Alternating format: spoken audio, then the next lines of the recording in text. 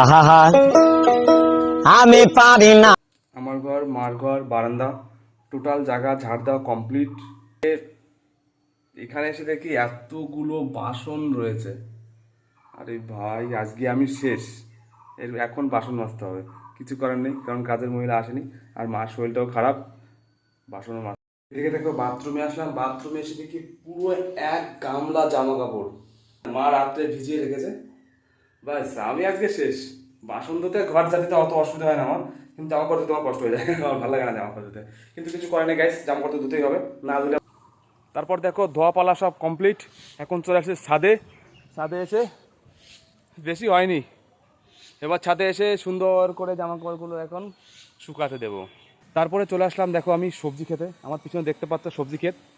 আজকে বুধবার, আজকে নিরামিষ, তাই মা ডাল রান্না করবে। মা বলেছে যে এই ক্ষেত থেকে কটা ডাটা তুলে নিয়ে আয়।